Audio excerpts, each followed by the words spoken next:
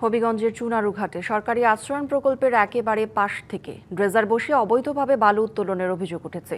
এতে নদী ভাঙনের ঝুঁকিতে পড়েছে 160টি পরিবারের বসতভিটা, ক্ষতিগ্রস্ত হচ্ছে কৃষিজমি ও পরিবেশ। স্থানীয়দের দাবি, বালু মহালের ইজারার শর্ত আইন লঙ্ঘন করেই চলছে এই কার্যক্রম। তদন্ত করে ব্যবস্থা নেওয়ার আশ্বাস প্রশাসনের। সরকারি আশ্রয়ণ প্রকল্পে মাথা গোঁজার ঠাঁই মিলেছিল ভূমিহীন মানুষের, কিন্তু সেই আশ্রয় এখন নদী ভাঙনের আশঙ্কায় অনিরাপদ হয়ে উঠেছে। হবিগঞ্জের চুনারুঘাট উপজেলার বনগাঁও আশ্রয়ণ প্রকল্প ঘেঁষে খোয়াই নদীতে বসানো হয়েছে 15টিরও বেশি ড্রেজার। দিনরাত চলছে বালু উত্তোলন।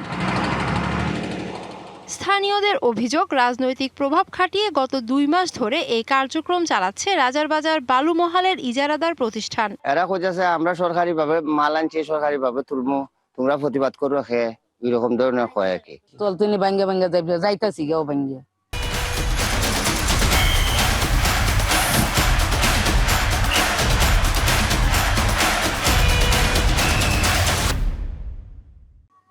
আমরা তো মনে হয় জায়গা বাসা আছে ফিসে, ইটেন আর কয় দিন ইটেন ভাঙ্গে যাবি। এখানে আমাদের মনে করেন পারগুলা ভাঙ্গে যেতেছি গিয়া, এরপরে আমাদের এখানে মহিলাগুলা যারা নদীতে গোসল করতো তারাও সুবিধা হইতেছে। তাদের দাবি, নদী থেকে বালু উত্তোলনের পাশাপাশি প্রকল্প সংলগ্ন 13টি পরিবারের জমি দখল করে সেখানে গড়ে তোলা হয়েছে বালুর ডিপো। প্রতিবাদ করেও মিলছে না প্রতিকার। আমরা 13 জন মালিক, তো তারা গ্রামের ভয়ের কারণে আমরা নিতে পারতাছি না দখলে। ওরা প্রতিবাদ করছিল, প্রতিবাদ করাতে ওরা হুমকি টমকি দিছে যে তোমাদেরকে জায়গা দেওয়া হবে না, তোমরা যা পারো তা করো। বালুমহাল ও মাটি ব্যবস্থাপনা আইন অনুযায়ী আশ্রয়ণ প্রকল্প সহ গুরুত্বপূর্ণ স্থাপনার 1 কিলোমিটারের মধ্যে বালু উত্তোলন নিষিদ্ধ।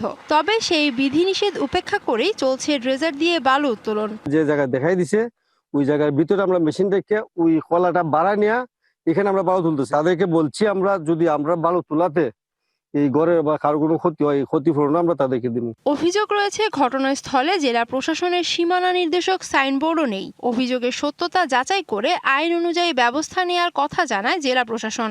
বালু মহলগুলোতে আমরা সীমানা নির্ধারণ করে দিয়েছি, সেখানে তাদেরকে দখল হস্তান্তর বুঝিয়ে দেওয়া সকল কিছুই সম্পন্ন করা হয়েছে ইতিমধ্যে। যদি কেউ আশ্রয়ণ প্রকল্পের কাছে যায় এবং এই কাজ কেউ করে থাকে তাহলে আমরা অবশ্যই ব্যবস্থা নিব। চলতি বাংলা 1433 সনের জন্য প্রায় 27 কোটি টাকায় রাজারবাজার বালু মহালের ইজারা দেওয়া হয়। জনস্বার্থ ও পরিবেশ রক্ষায় জেলা প্রশাসনের সঠিক তদারকির দাবি স্থানীয়দের।